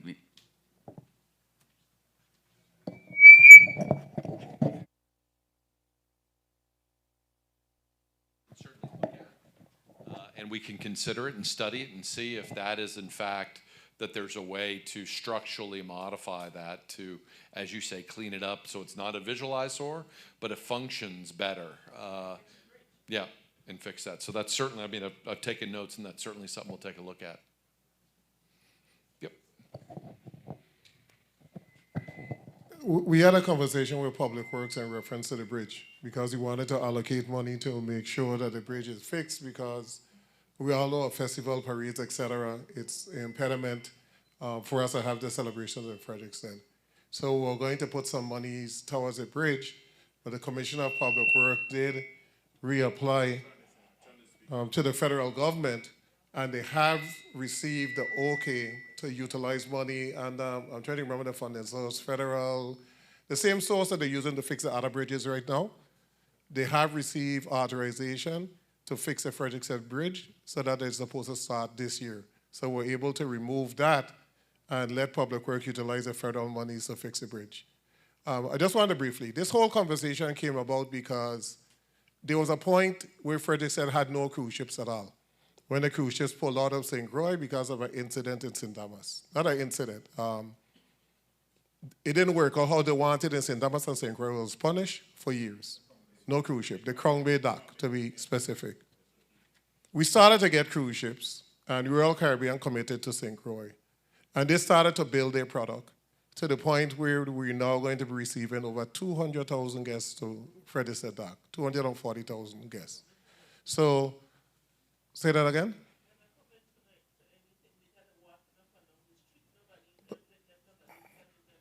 Well, that's a part of us. We got to get all of that together, but right. So those are areas we need to work on. But Chant just said that they had 400 tours yesterday. That's 400 paid tours. It's not free. So that's economic development. So we realized that by bringing 200,000 plus guests to Frederikstead, that we could continue to expand economic development in Frederikstead and the island of St. Croix. Taxi drivers, excursions, Christian said, Buck Island, etc. A lot of people are making monies. I heard the complaints about the federal, the Navy ships coming in. Bards never made as much money as when those Navy ships were on island. So we were able to capture a lot of money because they spent. So we had a conversation with Royal Caribbean, and we said, hey, we want you to continue to grow the product in Frederikstead because every island literally wants Royal Caribbean to come, and every island is saying, we'll give you whatever you want. So we don't want to lose the momentum that St. Croix presently has. So we said, how can we work to enhance the project? We took a walk down there. You walk behind the fort. There was a bridge to go to the beach. The bridge is destroyed. The sidewalk, half of it is in the water, half is on the sand, the next part is in there. So wheelchair accessibility, anybody, local or tourist, can't have any access to the beach from the back of the fort. You go on the front of the fort, you're in a wheelchair, local or tourist, you could barely walk, you can't get across the bridge. So we said, hey, we want to fix all of that. We want to fix accessibility, you want to make sure that we have sidewalks to go to the beach, you want to fix the bridge in the back. If we need to, if some monies are there to enhance the fort, we do that. If we could do some beach replenishment, we do that. If we could set up kiosks so locals to sell food, that's one of the ideas we had. We want to have kiosks where they could buy the local product. We kind of looking for the experience. But we believe, as St. Croix senators in which we met together, that Frederikstead Port is one of the most beautiful and one of the most unique ports because it's one of the only areas where you just walk off the ship and you go to the beach. Every other area is owned by the cruise ship. And the cruise ship don't really allow them to leave the area. You go to Turk and Caicos, it's owned by the cruise ship. And there's nothing else on the island. But this is an opportunity for we to be able to expand the product. So we met with taxi drivers. We spoke about some ideas about them becoming organized, uniform, offering this, offering that, talking about the culture of St. Croix. We're trying to build the product. But this is just a start. We don't expect this $5 billion to take care of all the social ills that the Virgin Islands have. But this is a start to make sure that we drive cruise ships to St. Croix. It's a start. So after they're finished with this plan, And the first issue we had is they don't own, the Port Authority own none of the area. So the first response from the Port Authority was, we can't do it, it's not our area, it's Sports Park and Recreation, it's DPNR. We said, hey, we need you to do it because this is the fastest way for us to get it done. So they met with Port Authority, they met with DPNR, we spoke to Government House, we had a meeting and we said, we need you to allow them to develop land that is not theirs. They agreed. So now we're at the spot where we're trying to get recommendations on what we want there. The access on the dock, we know that is an issue, and we spoke to Executive Director Dow about having a conversation to see if there's anything that could be done. But we really need to push Frederikstead, everybody. We really need to push it because the more people that come is the more development that you're going to have. Then local individuals will be able to rent their building to somebody that wants to develop it to open a jewelry store, a bar, or a restaurant. If we push those people to come, Frederikstead is going to grow. We've seen it in other communities. So we just want to push it. I don't want us to be negative or think that we're trying to do anything for any particular group of people. This is for St. Croix, this economic development. It's jobs. Chandler Frandel spoke about how many tour operators you have. It's about jobs. If those ships stop coming out, none of those tour operators, they don't have to worry about Twit card because they're not going to be here. So we really have to push this development, and I'm asking, they asked a question to fill out the survey, etc. Please fill it out, and let's be positive for St. Croix. Because I can tell you one thing. If we give this $5 million to St. Thomas, they don't need one meeting. They're going to spend all $5 million, and they're going to ask for 10 more. And they ain't going to have no pushback. It's going to be, let's spend 5. Okay, we're ready to go. We need 10 more. So let's plan this. And if we need some additional monies, then let us see how we're going to be able to allocate those monies. But this is the start. We split it with no Tonga, we split it with Charlemagne, $5 million for Frederikstead alone, solamente. So let's start with this, and then let's be able to expand out. So let's just have open minds. Thank you so much.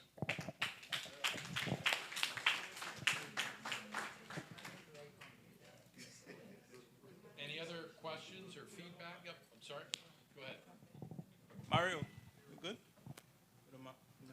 Oh, sorry. Just kind of following up on some of that regulation. Just to let you know, marine operators who have like a 6-pack license are allowed to operate with 12 passengers in the Virgin Islands, and that's to compete with the British Virgin Islands and their licensing. And so rules can be changed and altered, for the regulations down here. So it's been done before. And also, on your online survey, you've got listed as charter boat and sightseeing activities as the top item on the survey. Marine Sorry. But you have marine operators, operating off the pier and under pretty challenging conditions. We've kind of addressed some of those issues with Port Authority in the past, and especially the conditions of the pier and what we have to deal with. Unfortunately, some of those issues are still pending as of last year. And going forward, we'd like to be part of the conversation as to developing the pier, to fixing it, to upgrading it, and making it a top destination, because we're providing those tourism products to those cruise ship passengers, but not only them, to everybody who's staying here. And so when those ships are not in port, we're providing that tourism product, to the hotels, to the restaurants. And it's a trickle-down effect, too, where if we aren't able to operate, it affects everything in Frederikstead, with the bars, the restaurants. And so that's what we want to be able to help Port Authority do. Yeah, great. Thank you for that contribution. And you're right. Yeah, the ability to change, absolutely. There are opportunities, and we'll look at that. And we certainly are happy to talk with you and other operators on the marine side to make sure that from an engineering, from a design, from an ops standpoint, we really understand the challenges that you're facing so that we can have solutions, and maybe they become capital improvements that go to improve those businesses, and maybe also provide public access or do the other types of things that we're investigating as well. Yep. I hear you speak of capital improvements from time to time. Yep. I'll start.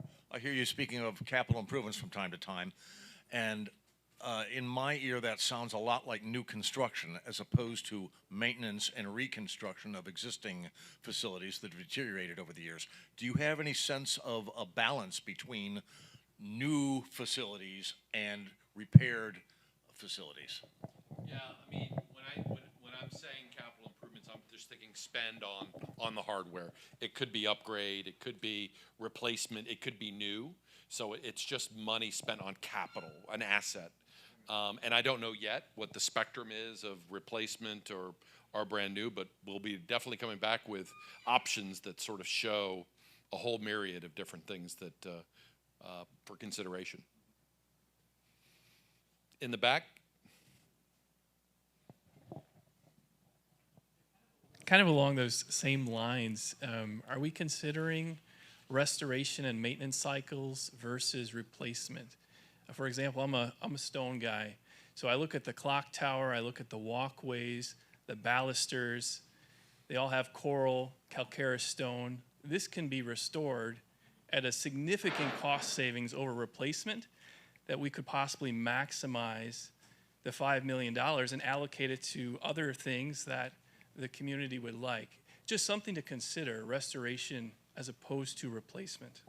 Yeah, great point. And you know, one of the things that we do as a company is work with the National Park Service, and we're very involved in restoration of, you know, many of the forts and, you know, Fort Monroe and many other things in a way that is suitable and from a materiality and a durability and a use standpoint in many of these projects. And we'll bring that same kind of know-how to this assignment.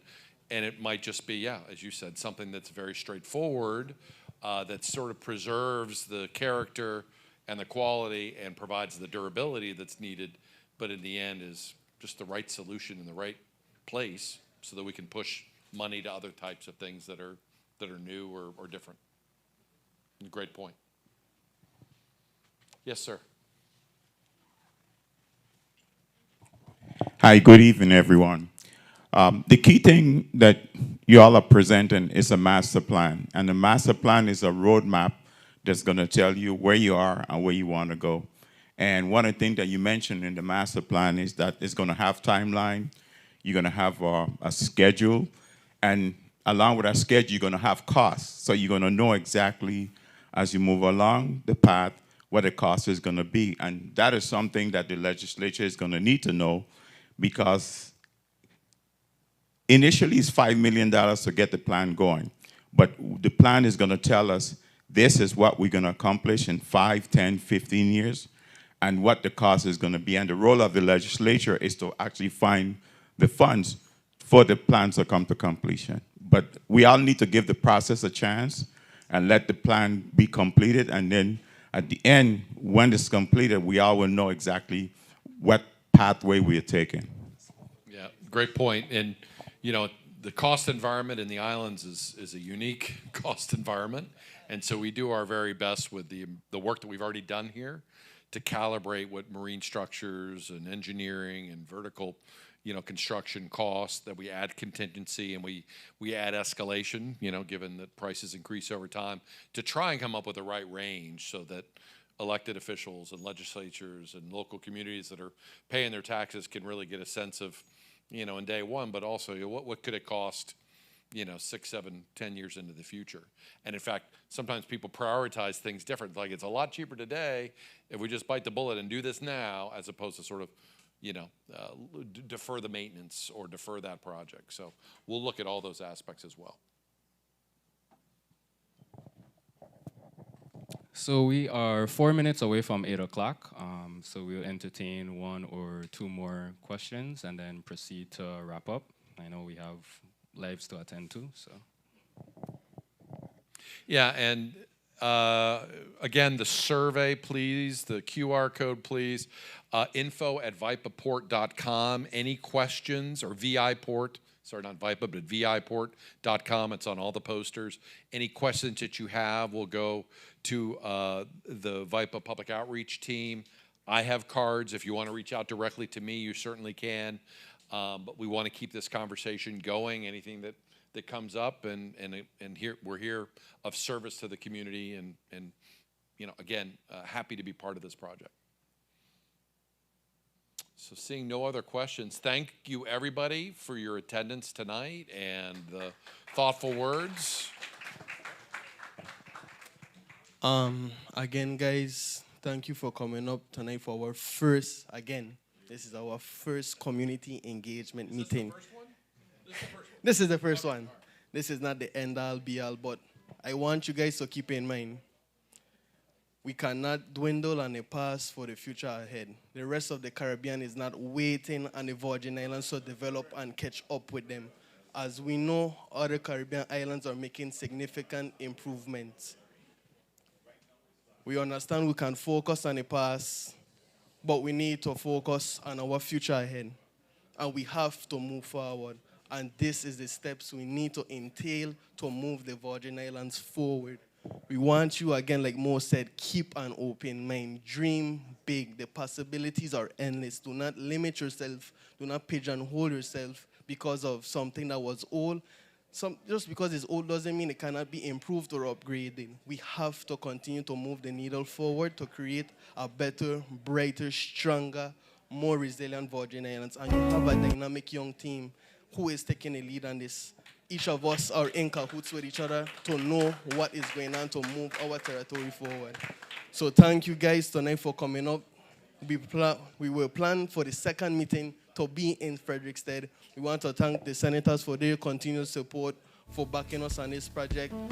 Thank everyone for coming out again. God bless us, and may God bless the people of the Virgin Islands. Thank you. Get home safe.